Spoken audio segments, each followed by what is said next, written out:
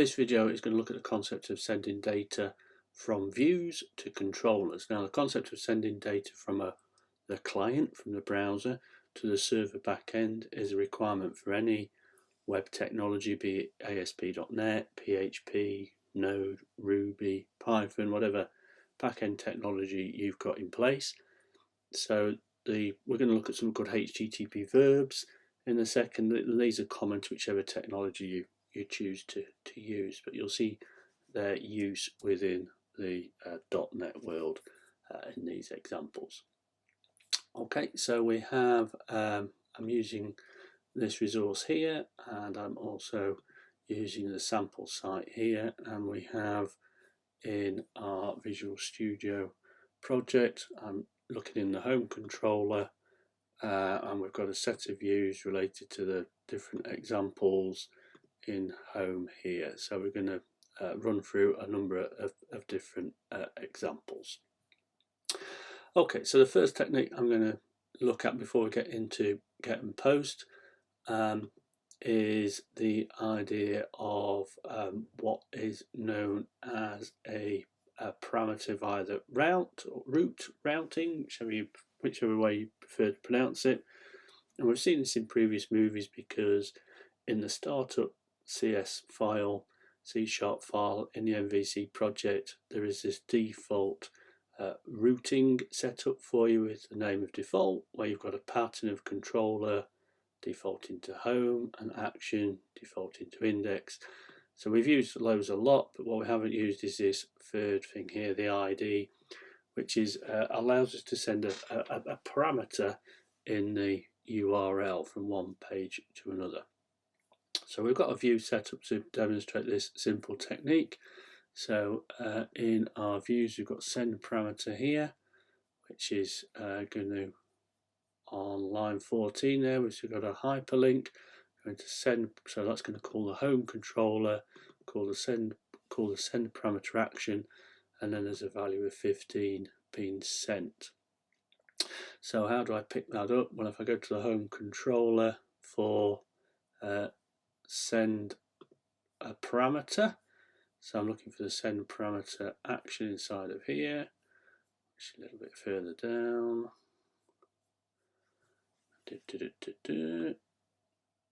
There we go, it's on line 71. So there's our send parameter action, and notice previously we've had no parameters, but there we have an ID parameter, which is set to an int. And what I've done just for demonstrative purposes is just sent this back straight to the view with view data, assigning it to score. So in send parameter here in the view, we have a little table down here which is going to output the view data score for us. So let's fire that up. So this is kicking up localhost with our sample application. So this is the first one I'm looking at here, sending parameters. So we're in home, that's our controller, send parameter is our action, and that was the hyperlink that we're looking at. So when I click on that, you see we've got a value of 15 there in the URL, following the pattern of controller action parameter, and then we can see the value being retrieved. So you could actually just change that value there, and you will see the value updated in there because we've sent it back through to the view just for illustrative purposes. Okay, so that's working great. Now this is a really common thing to do, just sending one value through in that way. So we do have something called a tag helper.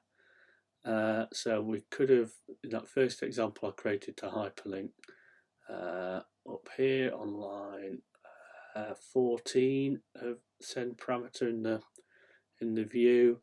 The one underneath is doing a similar kind of thing, but this time you notice you've got these ASP.controller, ASP.action, ASP route ID, and those equate to these three here, home, send parameters, and then some value. It's just a more robust way of setting it, so you don't have to remember the order or anything like that. So these are non-standard attributes, but they are rendered by Razor to create the appropriate URL route for you. So let's fire this up, and once this arrives, let's go back to send parameters. So this one was built with a tag helper. You might notice down here you can see the value just very quickly. So that's sending 25 through, and I can see it appearing there. So both those techniques, perfectly valid, good way of sending values through. Now we've assumed there an integer for our ID. It will work with strings though. If I did just try amending a string to that, we will get an issue because obviously it's expecting an int at the moment. So the way that we could fix that is I've set this up in the home controller for you, so we could comment that version out, and we could then switch. Whoops, that's not commented it out, has it? Let me just comment this out. Sorry. So we'll get rid of that one. And underneath, we gave you a string version of that same action. A couple of differences. We're saying that the ID is going to be the value that comes in through the route is going to be a string, and we're just assigning it back to a different view data of message, just for the purposes of what's going on here. So let's save that, fire that back up.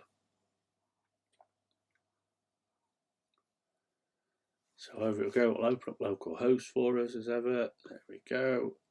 So our integer, so go to send parameters. So our integer based ones are not going to deliver anything. We see is actually it will accept 15 as a string, and it is feeding it into message. But if we do have string values, they are going in there now as well. And you do have the option to do a tag helper as well, so it will work with a tag helper approach. You can change this up here to send a different value through. Now what I'm doing here, sending the values through and just pushing them straight back out to the view, is a little bit artificial. You wouldn't really do that in a live application, but it just does illustrate the point. Okay, so that's our first simple little technique, passing a parameter via the route. But things, you're more likely to get more have a requirement for complex forms within your application. So forms are used for all kinds of stuff in web applications, from simple logins to shopping carts to big feedback forms. So we need techniques to be able to handle those, and that's where we get into the realms of HTTP verbs. So when a browser makes a request for a web page, it does so via HTTP, Hypertext Transfer Protocol, and there are different methods that you can use to make that call. The two most common HTTP methods are GET and POST. Now you're making GET calls all the time. I can prove that because if I right click and inspect and go to the network tab and just refresh, you'll see loads of calls going out here for all the different resources that make up this page. So there's, once it settles down, I'll pick on one. So let's pick on this one here, and I can see that that is a GET request method GET. So most common technique to when you're loading a web page is you're making GET requests for the HTML, the CSS, the JavaScript, the images, all the bits and pieces that make up the web page. So they're simple GET requests. Get me this resource from the server. The other common technique, though, there are others that fall into the world of what's known as REST. So you have put, head, delete, etc. But the most common one in the web world outside of GET is POST, and that's primarily used when you are sending data from a form, though forms can actually use GET as well, which makes the issue slightly complicated, but we'll get to that in a second. So, but we're going to start off by creating a form that's going to send our data using POST. So we've got a a view setup called sample form, and we've got a HTML form in there with a couple of fields like email and username using standard kind of HTML. And you'll notice we've got a method of post up there. You might also notice as well that these are not standard HTML attributes. Again, these are tag helpers. These are, as you might have guessed, setting up the controller of home that I'm calling and the action of sample form. So method is a standard HTML attribute. So if you don't include that in, it would default to get, but I'm going to use post.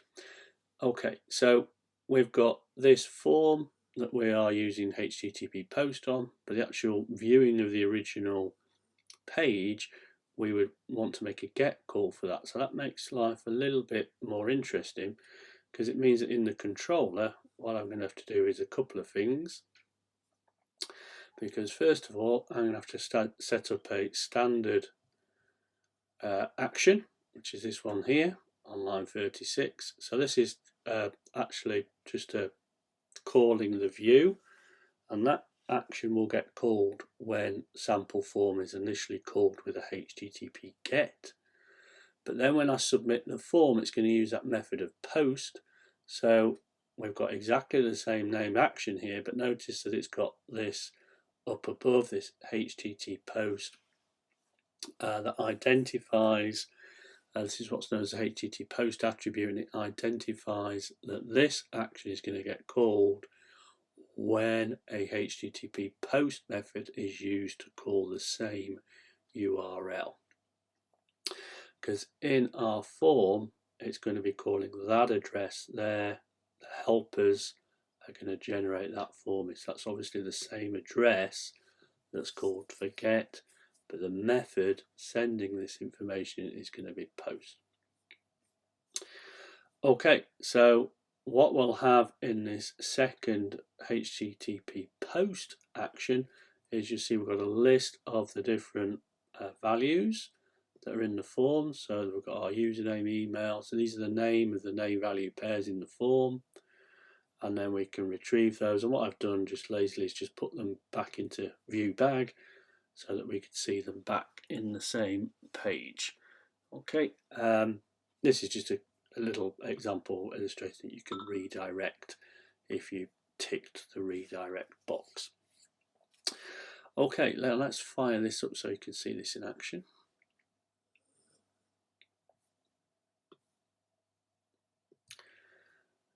Right, so over we go, we're looking at sample form. So that's just a get call.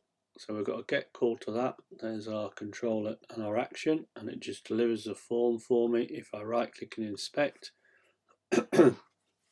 I can see that we have our form there, and there's our home sample form that it's been sent to. Let me bring network into view like we did before in the previous example, and I'll send some data through here in a minute. Just keep an eye on what's going on there. So name, John, oops. So we can put some values in.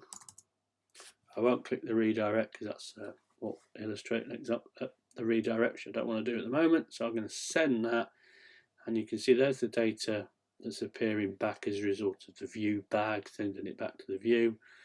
The interesting thing is that over here though in network, if you click on sample view, we can see that that was a request of method post, and if I scroll down, I'll be able to see in there the name value pairs. There's the username, email, telephone, hi.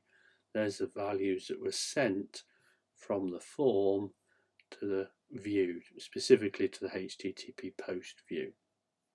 This is a security thing to do with what's known as cross request source forgery.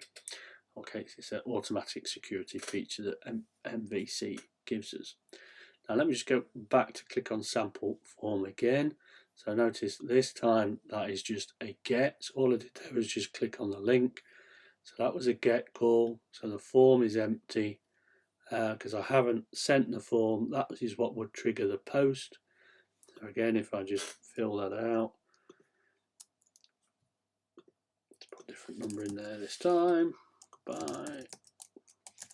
If I send that, you see that that is now, this is a different HTTP request. It's using post, and what's happening is packed away in what's known as the HTTP headers. Down here you can see those values being sent through, and our simple logic was just returning them as a view back. Again, it's not something you would do. You'd want to validate that data in some way, but just to illustrate the point, I've simply sent them back. Okay, so that's explained and illustrated in the supporting document there. You can see there's the result of the form data, and this could be going through to a database, or in all likelihood it's going to be querying a database or updating the database. Now that worked great, but there was a slight issue there in that, if I just close it down, it's a little bit annoying having to list all of these parameters in the form. There's real potential for mistakes there. So a slightly better approach, particularly if you're dealing with a database, is to create a model. So what I've got in models here is I've got a model called feedback form, and this equates to the values in the form. So I've got a username, email, telephone, message. I think we've even got the checkbox for redirect we have. So they're all in there, and you can do clever things like indicate it's going to be an email address using this data annotation.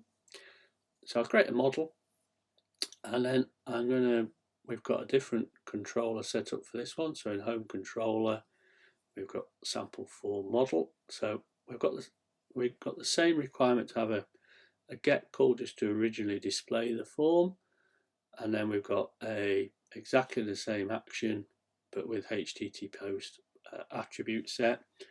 And notice this time, instead of listing all of those values, I can just feed in a feedback form of model, and then I can just, if I could find out where it needs redirected, do that little example there, or I could just send it back to the view. Again, this is just artificial, just to prove the point, but see how much easier that is than listing all those values.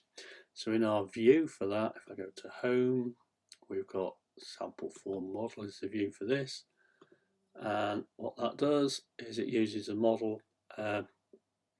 It loads the model in at the top there, declares it. So we're using, so our model is feedback form, and then we can just reference the model values down here in the output with @model, so username, etc. So we can just plonk those into the view. We can do conditional logic, see if it exists.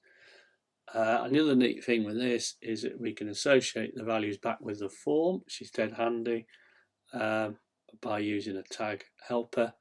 So we can use this ASP4 tag helper to say, okay, this is username, it's username here as well, and that will automatically populate that. It will bind it to the value in the model.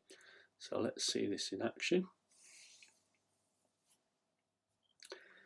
So we're firing up our local host again, and this is sample form with model. So there's our form, so that's just a standard view call, a get call. So let's fill this out.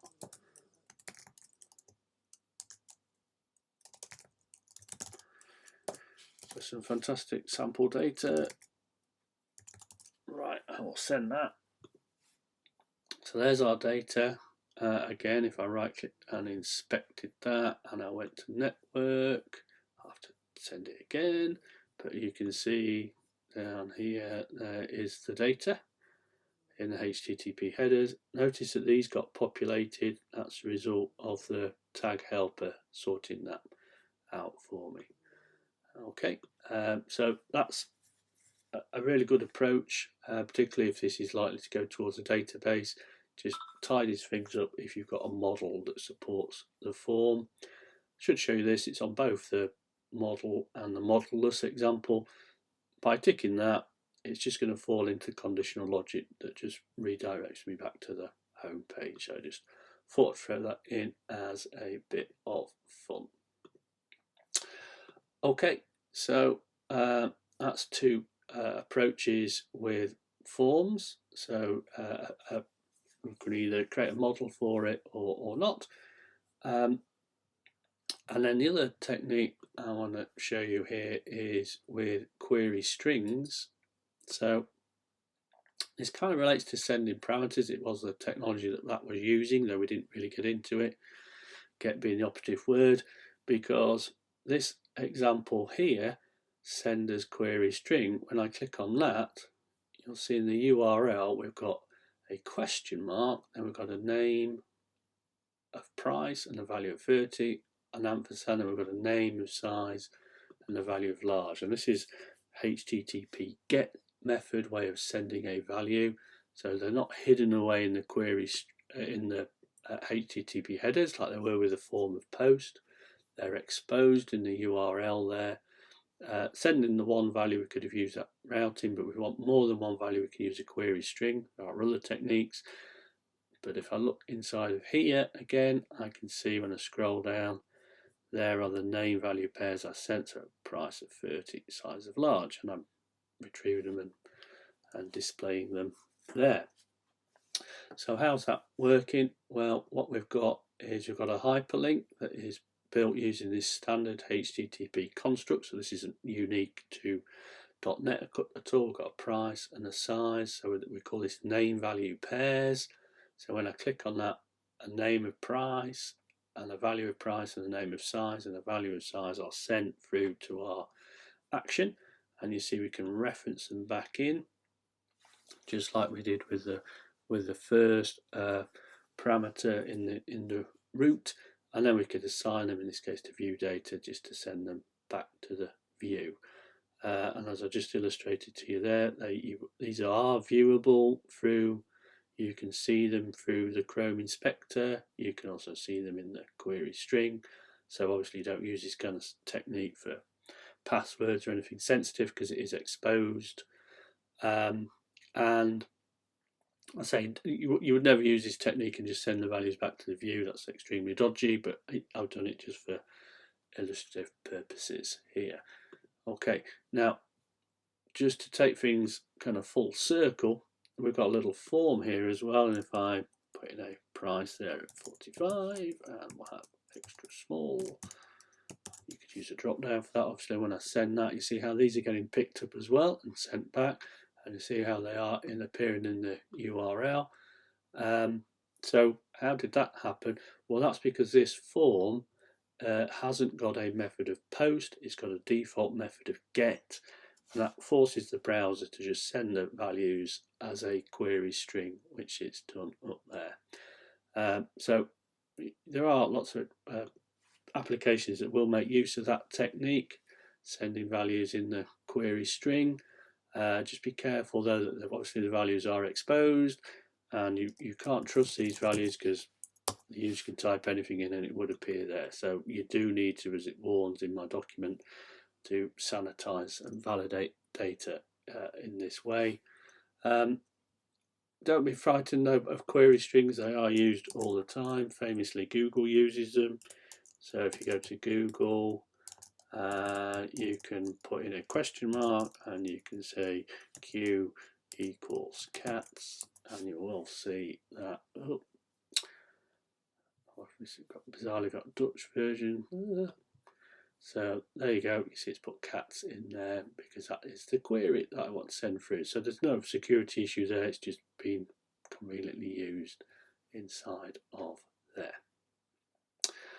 Okay, so do have a experiment with get and post. Make sure you're happy with them. Have a look at the model idea, and last thing in the notes there is the redirect, and I'll just show you that in the code, because what I was just simply doing there was in the controller, if we did find that we were sent a redirect value of 1, we would jump in with a return with a redirect action to go to that action there within that particular controller. So just proves redirecting from forms is just something that's quite a convenient thing to do sometimes.